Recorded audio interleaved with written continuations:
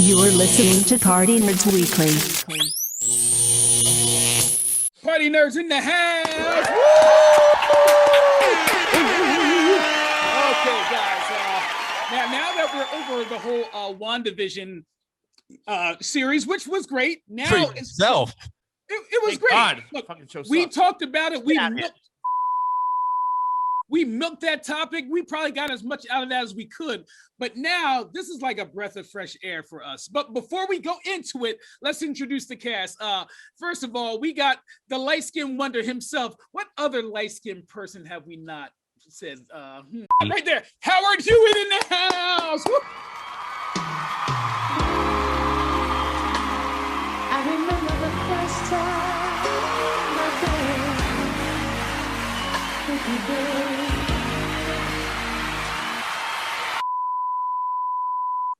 we're gonna run out of beige R&B singers, and we also have with us the malnourished Captain America himself. Give it up for U.S. Agent Dom Charlin. This isn't what it looks like.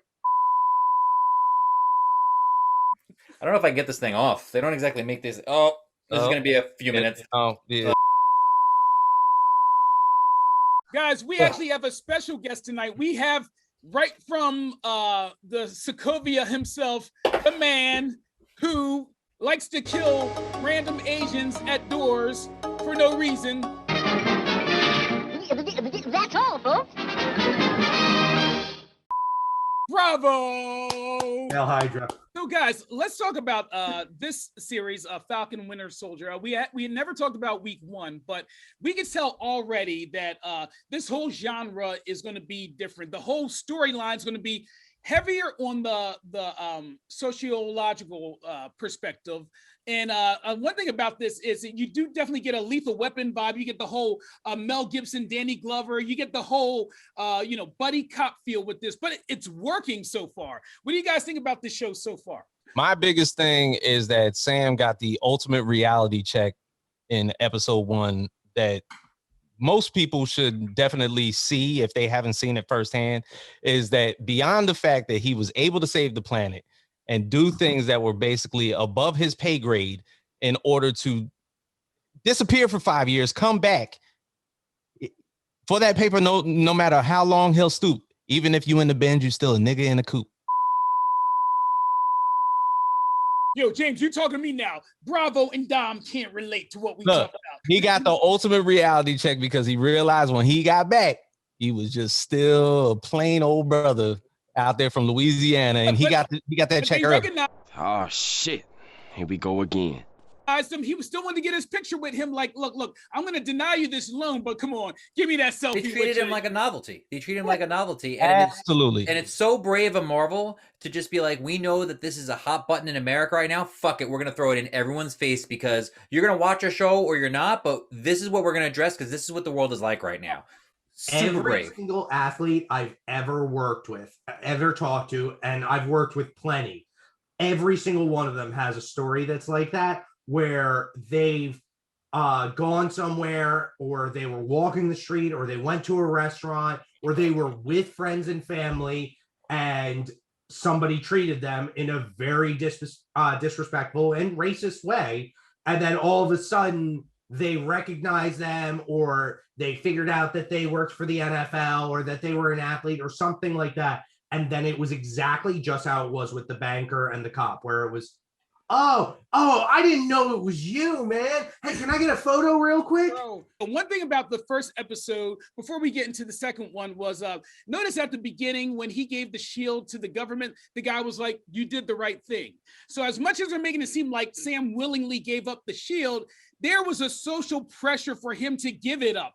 You know what I mean? Because if he felt like he would be accepted, he would have taken it. But they're making it seem like people like on posts on social media, like, why did he give up the shield? Like, you guys don't understand. Like I don't know if they asked him to do it. They didn't imply that, but they pretty much put the heat on him. It's pretty obvious that they put it out there a few times because in order for them to put that inclination out there, they did not have knowledge that he got the shield. For all that they knew, Captain America had pretty much disappeared and the shield that went along with him. The second that Sam appeared with the shield, regardless if they didn't show the scene or not, When the government found out he had the shield, it was like, we gotta get it back off this motherfucker. I feel a large portion of that also has to do with, Falcon having personal issues in himself and believing that he wasn't worthy of it, and that might not just come from his own stem, but it might also come from exactly what you guys are talking about, outside pressures, where somebody was like, you don't really want to be Captain America, or hey, you're not quite Captain America material. But that's the great thing about America is Americans are Americans. It's whatever you are, you're an American. So there were two indicators, I would say, one before and one during the series, right? In Winter Soldier, when Falcon says, dude, Captain America tells you to suit up, you suit up. You know what I mean? Like, that's the way it is, like he's a military man. He was brought up that way. Captain America showed up at his doorstep. No questions asked. In the series, after that guy, we'll call him douchebag because I don't know his name, says you did the right thing giving up the shield, you see Rhodey kind of go, you want to take a walk real quick? Because clearly it was not a safe space for him to talk about it as a military person. Right. But on a personal level, he was kind of like, are you sure this was the right thing to do? So I think, Faqs, you're 100% right. There was obviously conversation about it off screen saying, hey, so when are you going to hand that back to us? Right. And in the same context, we deal with basically Bucky going through the grieving process of almost having like an amends list that he's going through of pretty much all the people that he killed. So he befriends that old guy, Nori. Yeah. And the thing is, you come to think that, okay, maybe he just has an apartment next to this guy, but come to find out later that he actually killed this man's son. So do you think he's befriending him to kind of make amends in his mind for what he's done? At the end of the day, Bucky was being mind controlled, but in some sense of capacity, he had some cognizance. Like, yeah. He wasn't completely blank on it because it utilized his skills and everything like that, but he wasn't in full control. Yeah, so he had beer goggles. He knew that she was ugly. He just didn't know how ugly. So now let me ask you guys a question too. Now going into week 2, obviously this is all about whoever this flag smashers are, and we're finding out what the flag smashers, what they're really, the little innocent girl and the cute girl in the truck that just went flip mode. Now I've seen people already arguing on social media like, oh, flag smasher in the comic was a white guy. Why they make it like, or like, here we go. Like, ironically, the show's about color and race relations, and you already got people saying like, oh, why didn't we stick true to the comic? Like, what do you guys have to say? Flag Smasher looked like a created character on random. No one knows who the fuck Flag Smasher is. He's an obscure Marvel character that means absolutely nothing. Absolutely nothing. Not only is he a character that's barely mentioned and has no fanboys, let's be honest, but it's more that, anything that changes about that character isn't specific to that character. Right. Magneto has to be a Holocaust survivor. Like, that's what makes Magneto Magneto. Bruce Wayne's parents have to die. But at the end of the day, Bruce Wayne doesn't have to be white. He doesn't have to be a guy. It doesn't, like, the things that people are getting so butthurt about, it's so funny because it's always people talking about like, but they were a white guy. And but was it was it really essential to that person's character, or could it have just been anybody? And the fact that they detailed them into an organization that's pretty much has the ideology that they want to live in the world where the blip, when the blip happened, it was actually better for the world rather than what it was after the facts. So then they come to find out when Bucky enters that truck that they've been stealing vaccines, or are they vaccines, or are they the way to make more soldier serum? Maybe they feel like the world should have an equal playing field where everybody. Oh, go ahead. Sorry. It was at this moment that he knew he fucked up. Yeah, where everybody is basically a part of this agenda, where there is no super soldiers. I think this is going to be more similar to how Captain America and the Winter Soldier was, where we're going to see that the good guys aren't always good, and a little disillusionment with how things are done with the American military, because I think we're going to start to see the difference between, hey, what's better for country or what's better overall. And just because something is done by the good guys doesn't necessarily mean make them good. The whole history of Captain America, the whole thing with the U.S. agent. And so give us a little background of the comic and how the show, do you think it's going in that direction or how it's straying? Because a lot of people don't really know At some point in the comics, Captain America became disillusioned with America because they asked him to do something that was not right. So he quits and he becomes Nomad. Yeah. They recast him with John Walker, who's a vet and everything like that, and they put him through the Super Soldier program, but they have never been able to replicate it ever to the effect that they were with Abraham Erskine's formula. And he becomes like not a neo-fascist, but he becomes more Punisher-esque. And eventually, over the course of time, Captain America takes the mantle back, and this guy becomes U.S. agent. And throughout comics, he's either a hero, an anti-hero, or a villain, a foil for Captain America. Basically, Captain America, if funded by Donald Trump. Put it to you like that, right? Brilliant marketing, making him look different and making him look like Party City Captain America. You're supposed to not like him. We've spent the past 15 years knowing that Chris Evans is Captain America. That break between episode 1 and episode 2, U.S. agent never said a word. All he did was appear before the screen. Became the most hated man in America. Yeah, if you saw IG and Twitter and all that other stuff after the fact of just that small little appearance of U.S. agent, people were going berserk. That scene caused more chaos on the internet than the Snyder Cut. And it made it even worse because he had a black sidekick. So it turned out to be Proud Boy John Walker and Battle Coon. Exactly. Wow. Because you saw Bucky when he was like, "Hey, what's your name?" He was like, "Battlestar. Let me out." And what did Sam say? John Walker comes out of his face and says something. He goes, "It's always that last sentence," and walks away. We saw between WandaVision and this episode how they're going to set up the next phase of what's going on for Marvel. Because when they introduced Isaiah Bradley, James, tell us who Isaiah Bradley is. Pretty much when Captain America went under ice, there had to be a way for the Super Soldiers program to go along. So what they did was that they found Isaiah Bradley. Isaiah Bradley basically lived in COVID or core values and everything like that, to where he stood the opportunity to be the Black Captain America. But it was like being the Black Captain America without all the marketing and promo and all the other bullshit. You remember the first Avenger, Captain America? They showcased Steve Rogers. He was doing dance routines with fucking all these girls and everything like that. Knocking out Hitler. Yeah, like knocking out Hitler. He was in comic books and everything like that. Isaiah Bradley was straight up a soldier.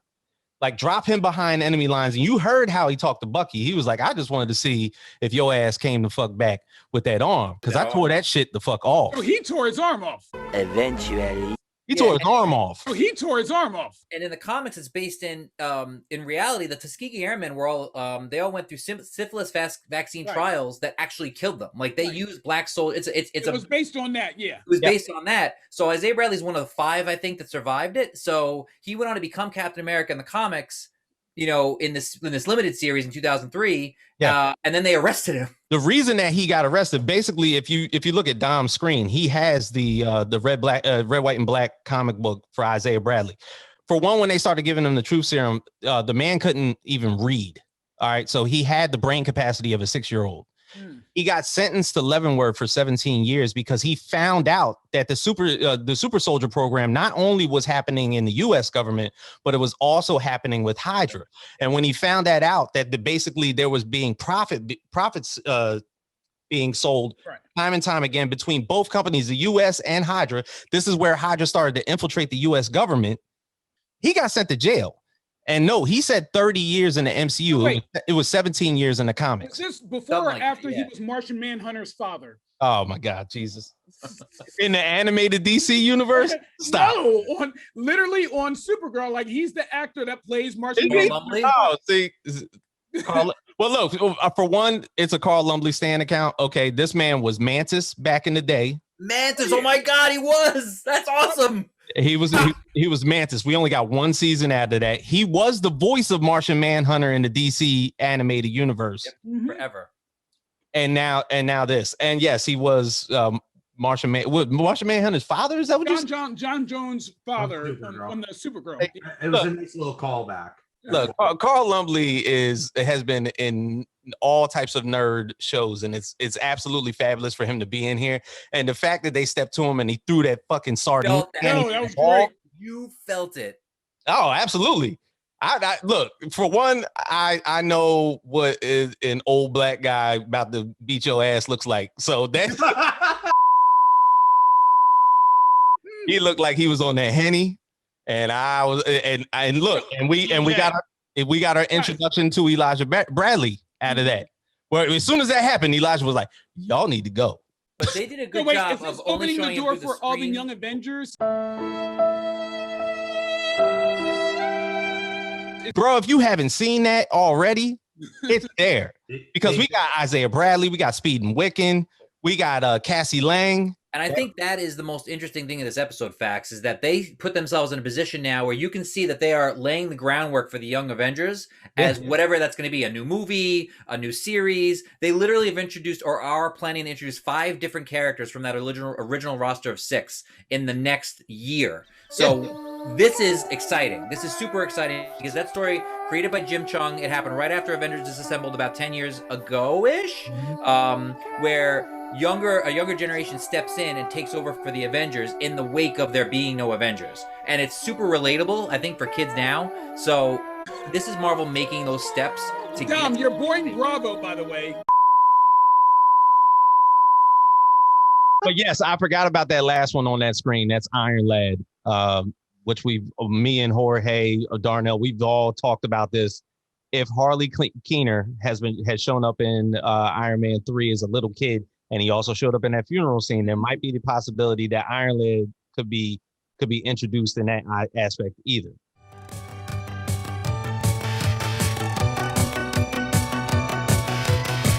I mean, it's not necessarily Nathaniel Richards, but we can go there if we can.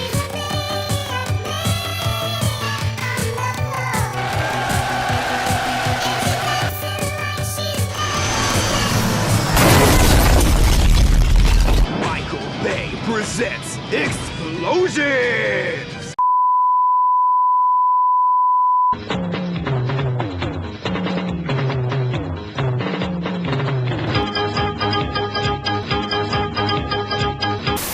Power glove for your Nintendo Entertainment System. Now you and the games are one.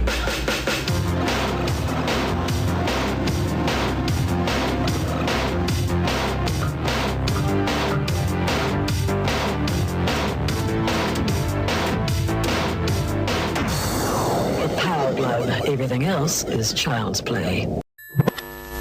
What do you think about Marvel? This comic book company kind of not giving a shit. Now, it's not like other companies didn't try. Remember, Todd McFarlane tried to really spotlight a black character when he did Spawn, but back in the day, they weren't putting the money behind it. Everybody knows the story with the movie. The studio was like, main character by Michael J. White. He didn't get the budget he needed, so we got a shitty looking Malbolgia, and we pretty much didn't get the movie that we wanted. But now Marvel, with all the budget, all the money, they're really spotlighting the race thing. You know what I mean? So what do you think this does for the culture in general? You putting this all out there. What's the movie that saved Marvel from bankruptcy?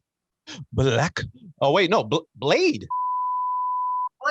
Marvel has always, even when they were just a comic book company, Marvel has always been very, very big on inclusion and equality and all that, because it's important. When you create a popular medium, you reach so much more people. And the thing is, some people, and no, not trying to insult people, but some people really can't be reached by preaching to them and telling them this is what's right. True. Because they haven't experienced the world in the way that others have. Facts. But when people read comics or they're seeing it on TV, they're going, oh my God. And they'll start to internalize those lessons. Plus also just the representation for all the people that are like, oh, there's a superhero like me. It's always important. That's why Spider-Man was always such a popular character, because he could have been anyone. He was head to toe covered. Anyone. Marvel has always been really good at that. And I absolutely love that they dive into it without sugarcoating it. They're not oh, ha, ha, ha. You know what? Normally, Falcon, we wouldn't do this, but because of it's you. No, that's not how our world works sometimes. It's really... But they used to, didn't they? Years ago, that used to be the formula, is sugarcoat race issues. Yeah. Let's kind of avoid it. Let's put a blind eye to it. But that's changing. What it was. And that's why it resonated so much, too, with the internet when they saw USA Agent has Battlestar. Yeah. Because everybody in the MCU pretty much has one. Yeah. Thor has Heimdall. His wingman. You know, Falcon with Captain America, Iron Man and Rhodey. Everybody's got a black sidekick. So whatever the end game of this story is with Falcon Winter Soldier, I think all these small series are their own individual shows, right? And they have their own individual destinations, but they're going to lead to something bigger. We know that Ant-Man and the Wasp's next movie, Quantumania, with what's his name? The guy who's literally in my picture, Majors. He's the guy playing Kang the Conqueror, and that's the foil in that movie, right? Kang is instrumental in the forming of the Young Avengers, and he's like the villain. And I think that's the highlight. I think it's going towards that. They're building towards. They know that we're going to get more Avengers films. And it's either going to be New Avengers or Young Avengers. It's going to be Young Avengers because they knew with Tom Holland they had to cast a kid that was literally 16 because they needed to get 10 years of Spider-Man movies out of him. They're going to go with a younger generation. Marvel has so many paths they can go there. They can go down the Fantastic Four path. They can go down the X-Men. Now they can go down Young Avengers. It almost seems like they're going to be hitting the Young Avengers almost before the X-Men. Or do you think, like, what do you think as far as the game plan down the line is? I'm kind of a little confused as to. I mean, at most, I feel like the X-Men is going to be so far down the line because if you did 10 years of Avengers movies and a lot of those contracts were up, you had to rebuild that team first before you even introduced the X-Men. So. And even so, when they do introduce the X-Men, is it going to be the Avengers versus X-Men?